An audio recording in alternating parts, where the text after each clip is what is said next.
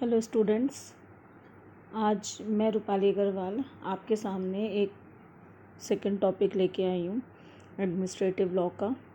ये है doctrine of powers, separation of powers. Doctrine of separation of powers, ये doctrine powers जो हैं गवर्नमेंट की उनको सेपरेटली डिवाइड करता है और उनके बारे में इसमें बताया गया है। तो ये है शक्तियों का जो पृथक्करण है उसका सिद्धांत है। और ये जो सिद्धांत दिया था पहले, doctrine of separation of powers, जो ये ट्रेसेबल हुआ था, किसने ढूंढा था? सबसे पहले जिसने इसको ट्रेस किया था वो थे एरिस्टोटल। और ये जो डॉक्ट्रिन है ये सबसे पहले फ्रेंच जूरिस मॉन्टेस्क्यू ने फॉर्मुलेट किया था इन हिज बुक एल्स स्पिरिटी डी लुइस, जिसका मीनिंग है स्पिरिट ऑफ लॉज। क्या मीनिंग है इसका? Spirit of laws. ये क्वेश्चंस प्री के बनते हैं कि उनकी कौन सी बुक थी जिसमें मॉन्टेस्क्यू ने doctrine of separation of powers को फॉर्मुलेट किया था। दूसरा, ट्रेसेबल कौन किसने किया था? एरिस्टोटल। और बुक का नाम क्या था? L spirit de lois, the spirit of laws. अब हम ये देखेंगे उन्होंने कैसे कैसे इसको कितनी पार्ट्स में डिवाइड किया था। According to him the government consist of 3 parts. Government के 3 पार्ट्स कंसिस्टिंग होती हैं। कितनी शक्तियों में डिवाइडेड है सरकार? ये है इसमें लेजिस्लेटिव, एग्जीक्यूटिव और जुडिशियल, जो हो गई आपकी ये तीनों पार्ट्स में डिवाइडेड। कार्यपालिका, विधायिका और न्यायपालिका। The doctrine of separation of power means that one person or body of person should not exercise all 3 types of powers of government। इसमें ये है कि जो लेजिस्लेटिव का काम है वो लेजिस्लेटिव अथॉरिटीज़ करेंगी, लेजिस्लेटिव जो पर्सन्स अपॉइंट हैं वो करेंगे, एग्जीक्यूटिव का काम एग्जीक्यूटिव्स करेंगे, और जुडिशियल जो जजेस हैं वो ही करेंगे जुडिशरी। एक साथ ये इंटरमिंग नहीं हो सकते, सबकी सेपरेटेड पावर्स हैं, सेपरेट बॉडीज़ हैं। इसलिए एक बॉडी 2 पावर्स आपस में नहीं फॉर्मुलेट कर सकती या एक्सरसाइज नहीं कर सकती। All are independent in their sphere. According to Wade and Phillips, separation of powers signifies 3 different things। Separation of powers किस तरह से सिग्निफाई करता है, बताता, हमें 3 बातें बताता है। ये हमें किसने दिया? वेड एंड फिलिप्स में। तो उन्होंने सबसे पहले ये बताया that the same person should not form part of more than one of the 3 of organs of the government. ये एकदम क्लियर है यहाँ पे पॉइंट कि एक पर्सन, एक ही आदमी कोई भी जो भी पावर है, ये एग्जीक्यूटिव है, लेजिस्लेटिव है, जुडिशियल है, इसको एक साथ नहीं फॉर्मुलेट कर सकता, एक साथ नहीं ले सकता, एक साथ नहीं उस पर वर्कआउट कर सकता। क्योंकि उसकी जो पावर्स हैं वो डिफ्रेंशिएट हुई हुई हैं गवर्नमेंट द्वारा। आइदर इट इज़ लेजिस्लेटिव और इट इज़ एग्जीक्यूटिव और इट इज़ जुडिशियल। तो he can not form the part of one of the more 3 organs. एक का तो हो सकता है पर ये नहीं है कि ऑल ऑफ द ऑर्गन्स का वो पार्ट बन जाए। Second one is that one organ of the government should not interfere with any other organ of the government. और यहाँ पे ये भी एकदम क्लियर हो रहा है कि एक जो गवर्नमेंट है उसमें ये कई सारे ऑर्गन्स हैं, कई सारे ये पार्ट्स हैं, पर ये नहीं है कि एक ऑर्गन दूसरे ऑर्गन में इंटरफेयर करे। जिसका जो वर्क है, जो लेजिस्लेटिव का वर्क है वो लेजिस्लेटिव करेगी, जो एग्जीक्यूटिव का वर्क है वो एग्जीक्यूटिव करेगी, और जो जुडिशियल का वर्क है वो जुडिशियल करेगी। That one organ of the government should not exercise the functions assign to any other organ. और जो उनको फंक्शंस दिए गए हैं, जो उनको परफॉर्म करने हैं, अपनी अपनी परफॉर्मेंस करनी है, वो ही ऑर्गन करेगा जिसको असाइन किया गया है। Article 50 of the constitution provides that the state should not take steps to separate judiciary from the executive. In all the states of the union. इसमें क्या है, आर्टिकल 50 क्या है, ये प्रोवाइड करती है हमें कि स्टेट सेपरेट रखे जुडिशरी को एग्जीक्यूटिव से। एग्जीक्यूटिव और जुडिशरी आपस में इंटरमिंग ना हो और ये दोनों सेपरेटेड रहें। जुडिशरी का काम जुडिशरी एंड एग्जीक्यूटिव का काम executive. But even it can not be said that the article 50 have incorporated the whole doctrine. But यहाँ पर ये नहीं कहा जाएगा कि जो आर्टिकल 50 है उसने पूरे डॉक्ट्रिन को अपने अंदर इनकॉर्पोरेट कर लिया, क्योंकि यहाँ पर इसने जो बात की है जुडिशरी और एग्जीक्यूटिव की बात की है, लेजिस्लेटिव की बात नहीं की। तो इट्स बिल्कुल क्लियर है एक एक लाइन से जो भी मैंने यहाँ पर लिखी है। It's very easy to understand either of Hindi students, for Hindi students और इंग्लिश स्टूडेंट्स। जो भी लिखा गया वो एकदम अपने आप में ही क्लियर हो रहा है।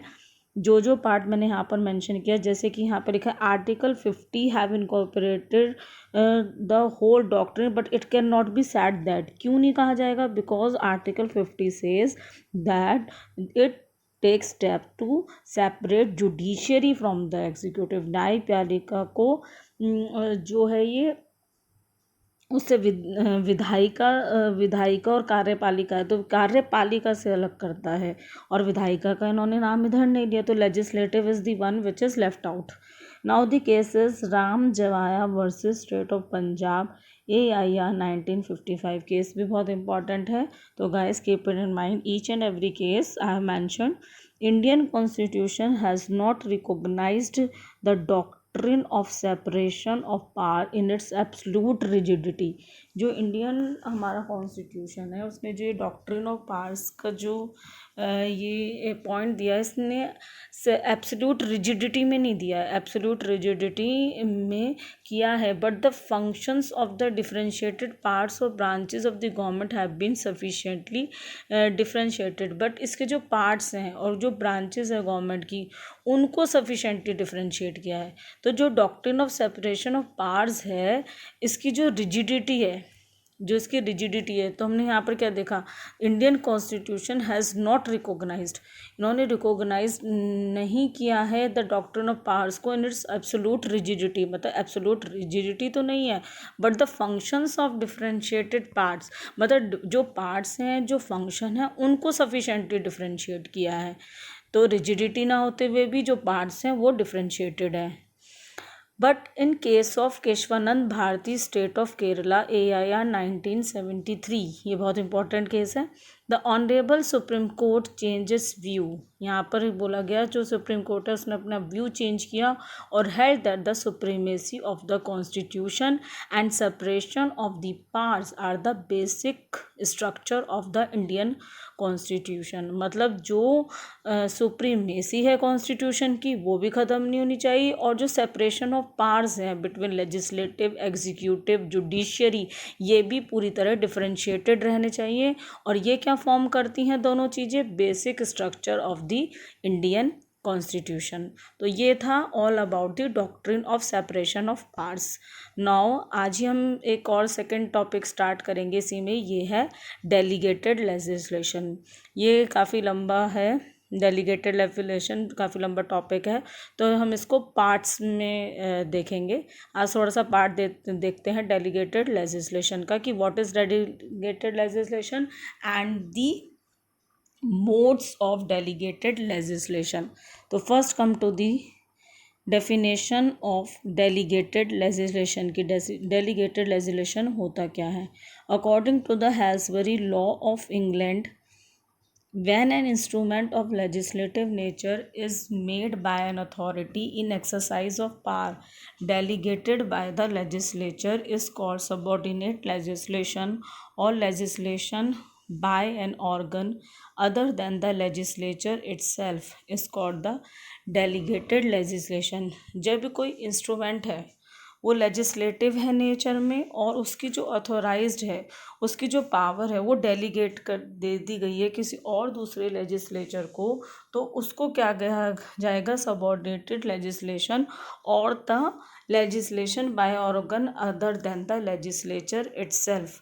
मतलब कोई एक ऑर्गन है और दूसरा ऑर्गन है, अगर उस ऑर्गन का, लेजिस्लेटिव ऑर्गन का, some of the part is delegated to the other organ, तो उसको क्या कहा जाएगा, डेलीगेटेड। हमने अपना कोई पावर उसको डेलीगेट कर दी, कोई परफॉर्मेंस जो उसको करनी थी, जो फंक्शन उसको करने थे, हमने दूसरे ऑर्गन को सबऑर्डिनेट कर दिए, तो उस सबऑर्डिनेशन को क्या कहा जाएगा, या उस अथॉरिटी को जिसको डेलीगेट किया गया है तो उसको क्या कहा जाएगा, delegated legislation. Delegated legislation means the exercise of power of rules delegated to the executive by the legislature. तो यहाँ पर क्या बोला गया, यहाँ पर हमने पहले ऊपर देखा from one organ to another organ. अभी तो ऊपर यही कहा गया था कि एक ऑर्गन दूसरे ऑर्गन को देता है तो उसको डेलीगेटेड लेजिस्लेशन कहते हैं, बट यहाँ पर उन्होंने क्लियर किया है कि delegated legislation means the exercise of the power of rule making delegated to the executive by legislature. किसको लेजिस्लेशन ने किसको डेलीगेट की अपनी एक्सरसाइज और रूल मेकिंग पावर, किसको, एग्जीक्यूटिव को यहाँ पर दी गई। तो one organ from the other, यहाँ पर legislature to executive, to the executive by the legislature. Delegated legislation refers to the law making by the authorities other than the legislature, that is central government and the state government. Delegated legislature उनको बोला जाएगा, उन authorities पे बोला जाएगा जो different हैं state government और सेंट्रल गवर्नमेंट से, बट ऑथोराइज है रूल मेकिंग के लिए, रूल मेकिंग पावर है उनके पास। तो इसीलिए जो अथॉरिटीज़ जिनको ये पावर है रूल मेकिंग की, फंक्शनिंग की, और अदर देन द सेंट्रल और the state government, that is called the legislature, तो उन अथॉरिटीज़ को जो पावर दी गई हैं उसको बोला जाएगा यहाँ पर delegated legislation. The legislation confers the rule making power on the executive at a large scale, thus can delegate such subordinate functions as it thinks necessary।